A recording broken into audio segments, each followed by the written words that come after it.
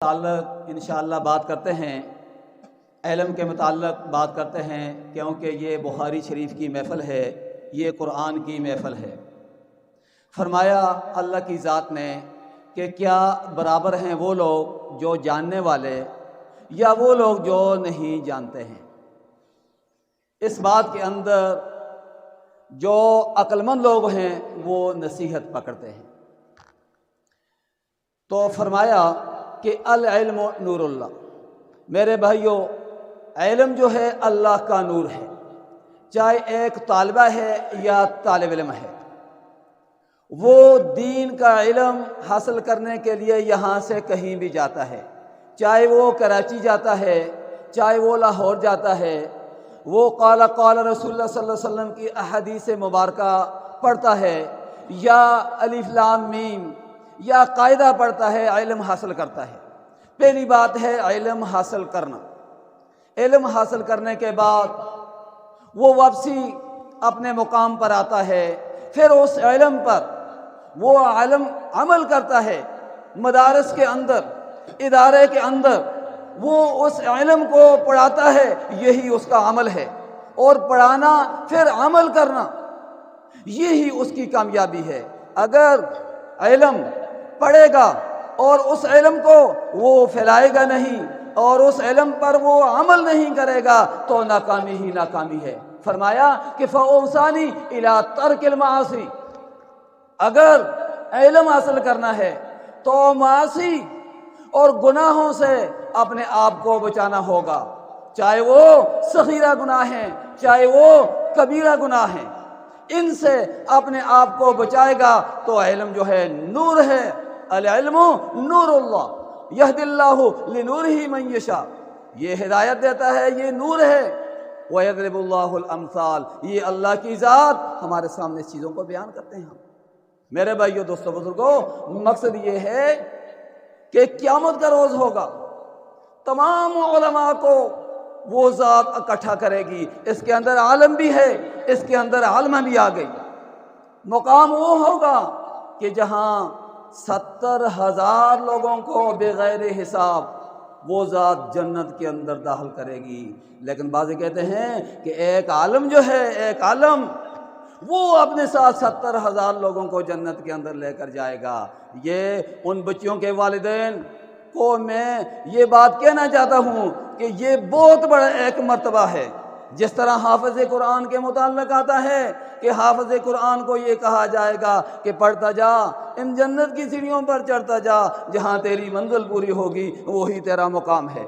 اور اسی طرح حافظ قرآن کو یہ بھی ایک اعزاز حاصل ہے کہ وہ یہی کہے گا کہ ایسے لوگ جن پر جہنم واجب ہو چکی ہے 9 لوگ ہوں گے، ان کو وہاں سے نکال کر وہ جنت میں لے جائے گا۔ یہ ایک بہت بڑی بابرکت محفل ہے۔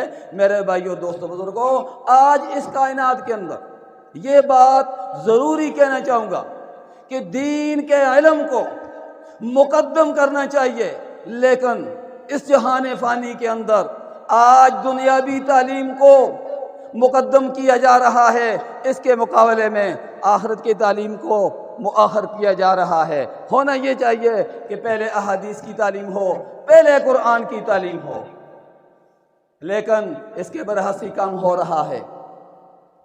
کہتے ہیں کہ ایک واقعہ آتا ہے کہ ایک صحابی اپنے گھر کے اندر تہجد کی نماز قرآن کے پڑھ رہا تھا۔ تہجد کی نماز کے اندر قرآن چاہے بلند پڑھو چاہے پوشیدہ پڑھو یہ جائز ہے۔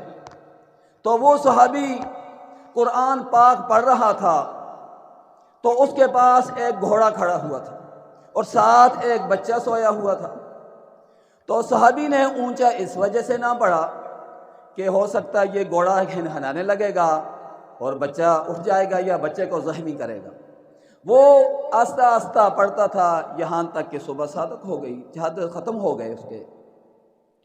تو کہتے ہیں کہ صحابی نے جس وقت نماز کا سلام پھیرا، دعا کرنے لگا، تو اس کے جو سر تھا اس کے سر سے آسمان کی طرف کرنیں جا رہی تھیں، ایک سبز روشنیاں جا رہی تھیں۔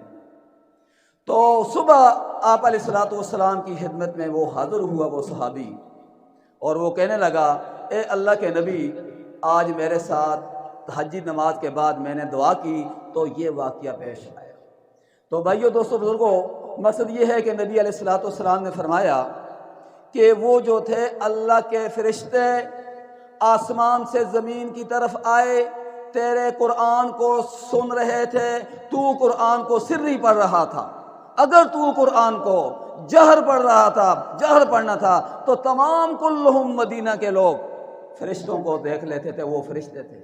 تو اس کا مطلب یہ ہے کہ قرآن جو ہے، قرآن کے ساتھ فرشتے بھی محبت کرتے ہیں، حدیث کے ساتھ فرشتے بھی محبت کرتے ہیں۔ بھائیو، دوستو، بزرگوں، یہ جو دین کے ادارے ہیں، قال رسول اللہ صلی اللہ علیہ وسلم کی حدیث پڑھانے والے اور یہ جو قرآن پڑھانے والے، ان علماء کے ساتھ اگر نشست کرو گے، ان کے ساتھ اگر دنیا کے اندر بیٹھو گے، تو انشاءاللہ قیامت کے دن انہی سے اٹھاؤ جاؤ گے۔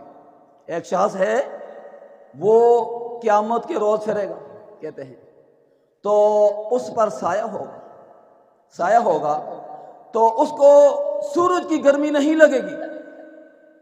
تو کہتے ہیں کہ لوگ پوچھتے ہیں کہ اسے سورج کی گرمی کیوں نہیں لگتی، اسے سورج کی گرمی کیوں نہیں لگتی؟ کہتے ہیں کہ دنیا کے اندر حافظ قرآن کے ساتھ یہ بیٹھتا تھا، دنیا کے اندر علماء کے ساتھ یہ بیٹھتا تھا، اس وجہ سے اس کو سورج کی گرمی نہیں لگتی۔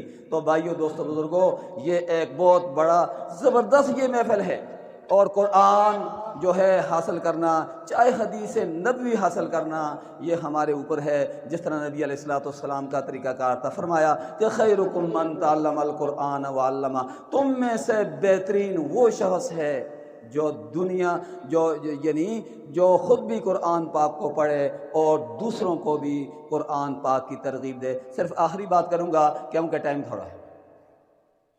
فرمایا کہ اعملوا للدنیا بمقدار بإقائها وفیہا، بھائی دنیا کے اندر اگر عمل کرنا ہے، جس کے مقدار تم نے رہنا ہے، جتنا رہنا ہے، اسی کے مطابق دنیا میں عمل کرو۔ دنیا کے اندر 40 سے 50 سال زندگی، 60 سال کی زندگی، لیکن کہتے ہیں کہ عمل اگر تم نے کرنا ہے تو والآخرۃ خیر وابقا، آخرت کی زندگی کے لیے اگر عمل کرو تو وہ تمہارے لیے بہتر ہوگا، کیونکہ دنیا یہ ایک امتحان ہے، اس امتحان سے ہم نے گزر کر ہم نے آخرت کی طرف آنا ہے۔ اگر دنیا کے اندر ہم نے نیک کام کیے، اگر دنیا کے اندر ہم نے قرآن پڑھا، اگر دنیا کے اندر ہم نے احادیث مبارکہ پڑھائی، تو کہتے ہیں کہ یہ شخص جو ہے، اگر یہ فوت ہو جائے گا، اس کو قبر کے اندر لے جاتے ہیں، تو کہتے ہیں کہ وہ جو ایک صورت ہوتی ہے اس کے سامنے